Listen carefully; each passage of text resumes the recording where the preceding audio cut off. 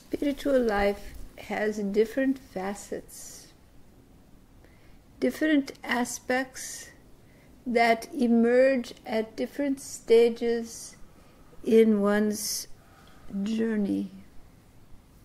Sometimes this journey seems to conclude in one lifetime. Sometimes many bodies come and go in the process. And in the evolution of steps, you may not be able to track them because they may span different lives. In spiritual life, the most important element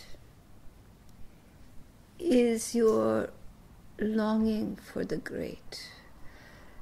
The more intense your desire, the more profound your passion, the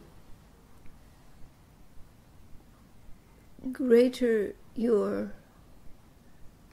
connection to the infinite. When your passion becomes so great that you cannot bear to be separated from the one eternal essence, when the light is so bright you cannot see anything, you cannot think anything, you cannot yearn for anything but that one infinite truth, then that true source of being, that core of the universe, comes into view, comes close to you. Like the sun that shines. From a distance, it is warming and pleasing. But the closer you go to the sun, it is very bright, very hot. It consumes you. So that radiant light at the core of all existence, that eternal being, is an all-consuming,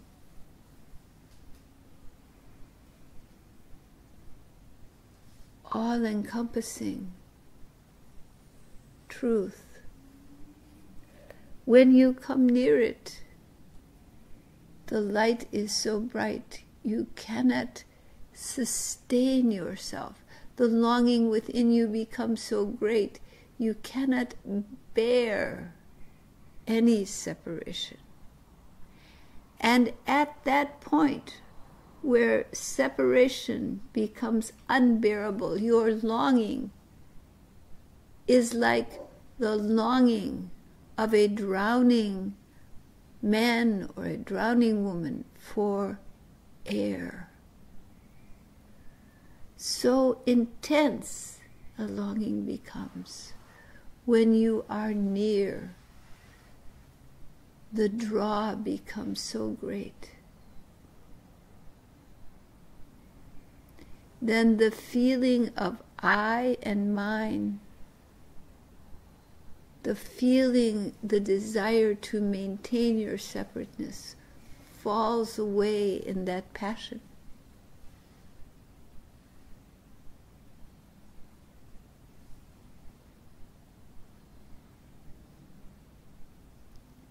And you merge into that one, into the light, into the inner sun from which you have been born. You return again.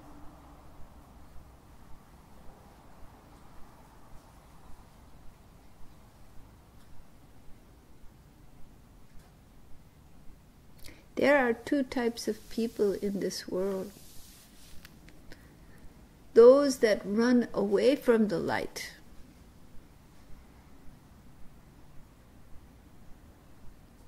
because they cannot bear its brightness.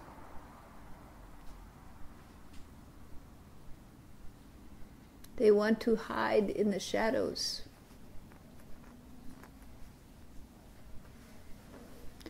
And run as far as they can from that all-consuming truth,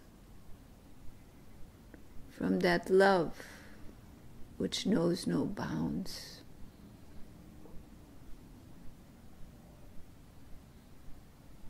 And so they live in the shadows of life.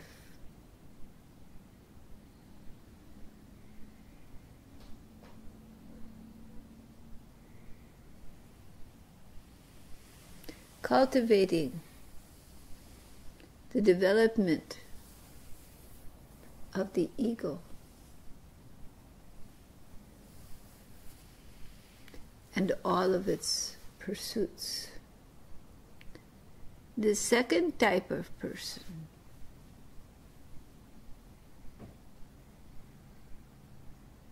wants to bathe in the light, wants to find a way to get closer, to have more.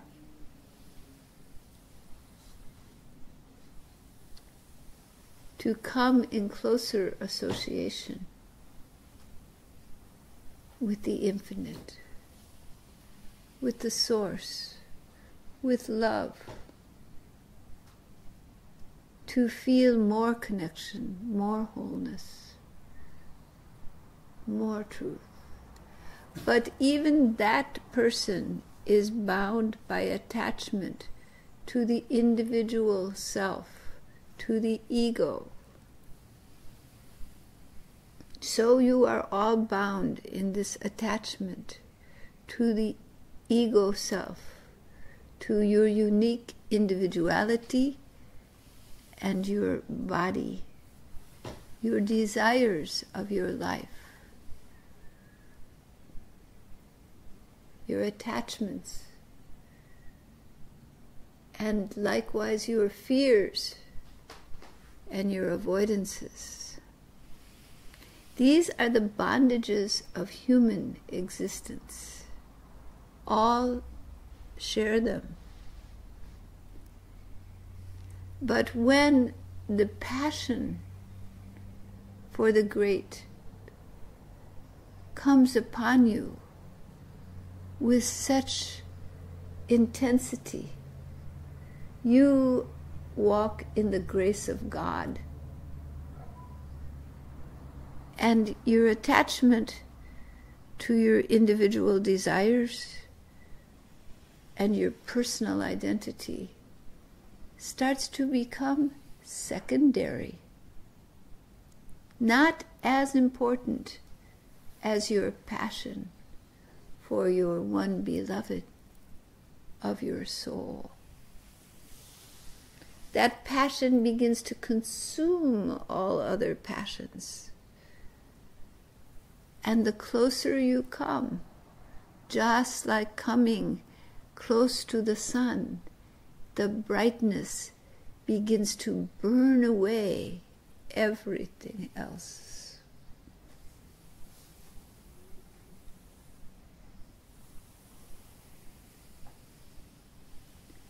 But living beings do not start their journey of spirit in that proximity, for the evolution from plant to animal to human, the evolution, the growth of the ego self evolves over many lives until there is a sense of self that is very strong. And then that sense tries to create its individual uniqueness until the realization comes that all the pleasures you can create, all the monuments to your success that you create, all the desires that you fulfill in this world are temporary, passing. You fulfill a desire, and that fulfillment lasts for a moment, a day, a year, 10 years, 20. But surely then it passes. It does not last eternally. So the ego attaching to forms, whether it is for material wealth, for success in the world, for recognition by others, for love and relationship, whatever it is that forms the attachments for you, to your parents, to your spouse, to your lover, to your children, where those attachments form, there is always the pain of loss and separation. It may come today or in the distant future, but all forms and circumstances change, and eventually the form you inhabit will fade from this earth. So in this material world, all things are changing. But the love you experience in your heart, the love which you have for living beings, your lovers, your children, your parents, your friends, your family, the love that you have is a love for the Spirit that it dwells in each one, and that Spirit is lit by the light of the eternal self. That brilliant sun, the light of the core of the universe, the core of love, the core of truth, shines in all those you love. And so you form strong attachments in love, for you love the beloved. But the body-mind wants to see only the form and not the true nature of the one you love. As mind grows in magnitude, as you continue on the journey of your path of love, your path of knowledge, your path of truth,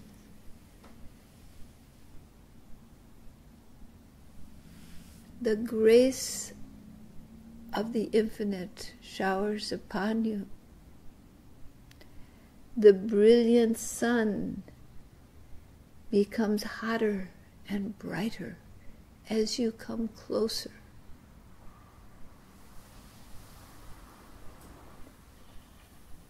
And the realization comes that all those desires, all those loves, all those attachments are but to the one, eternal one. And the heart goes out in complete passion for that one. All other passions flow into that passion. Then, when the passion of the heart is so great it cannot be contained, how can there be a barrier maintained between the lover and the beloved, between you and the source of your existence?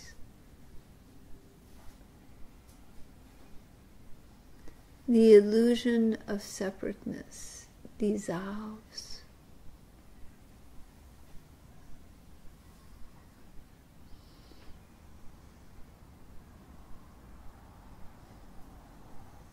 The one love, the one truth, the bliss beyond understanding, the deep knowledge that lies in the core of your heart, consumes the mind, consumes the thoughts, consumes the desires,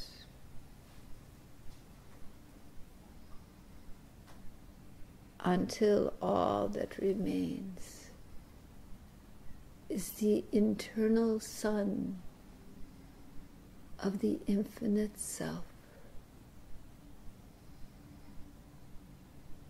the pure love that is the very source of all existence.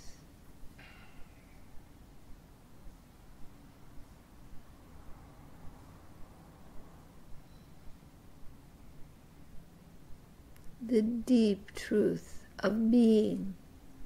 You know, many times words are used. Words are difficult.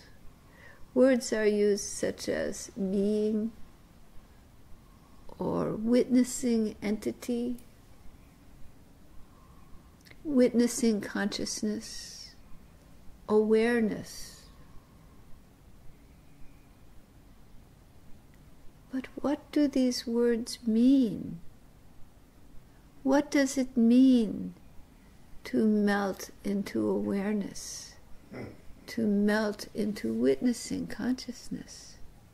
Does it mean that you're simply watching? What is the nature of witnessing consciousness? What is the nature of awareness? What is being? What is love? What is truth?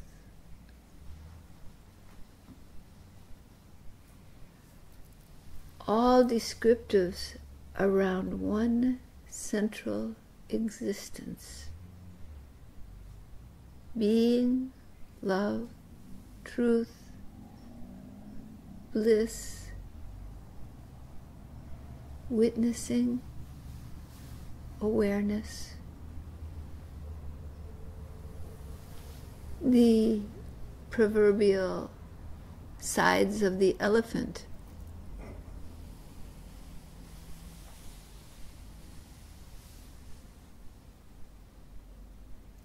But for those who have awakened the proximity, in whom the passion of the heart burns so bright that all other passions become dim, the world that has drawn you in attachment and lured you becomes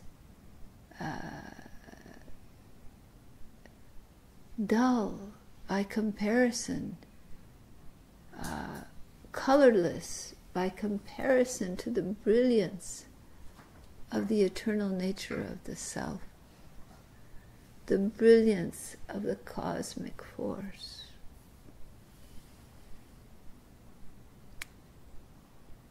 For one who truly comes in contact,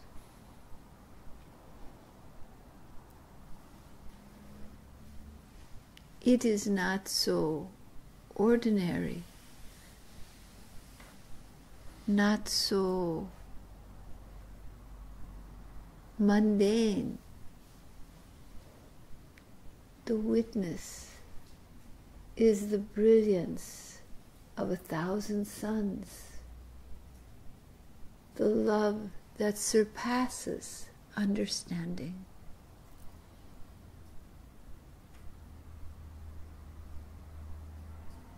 The whole without a second.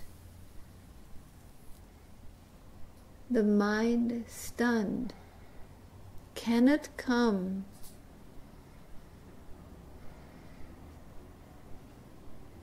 near to this. It is beyond the mind. The mind can only suspend as the spirit soars into the eternal abode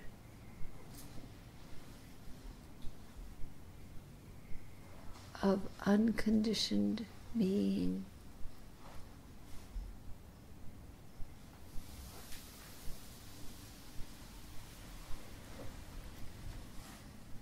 So never be discouraged in the path of sadhana, in the journey of spirit.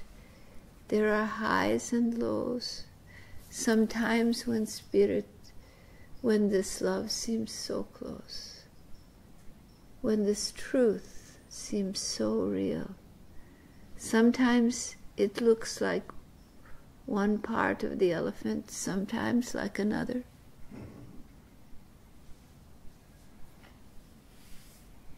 But when it all drops away, it is a truth beyond understanding.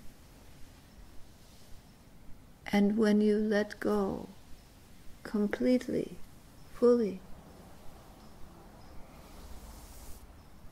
that which you have thought to be you, you realize has always been simply a side, an expression of the One. And you have always been and will always be a part of the One eternal being.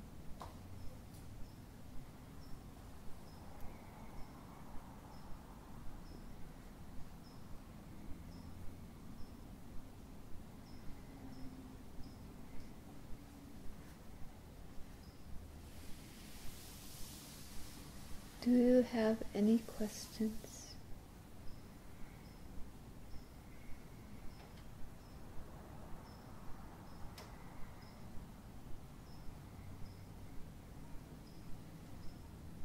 Baba, to let go of the identification with that mind, how can we, what advice do you have to give me?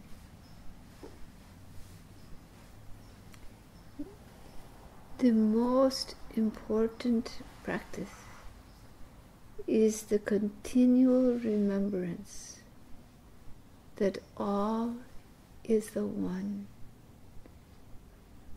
that there is nothing outside of the One. The belief in duality, the belief that you exist apart from the One, that everything that is separate. That belief is a deep illusion. Always remembrance, remembrance, remembrance. That is the most important.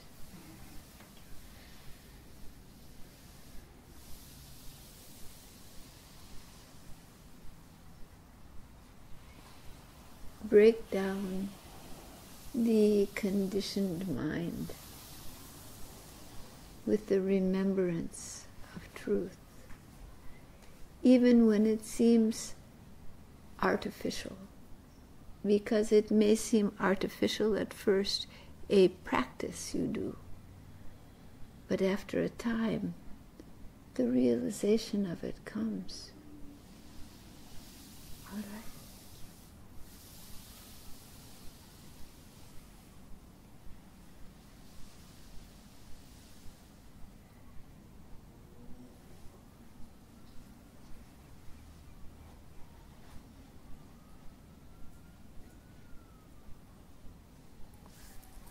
Namaskar.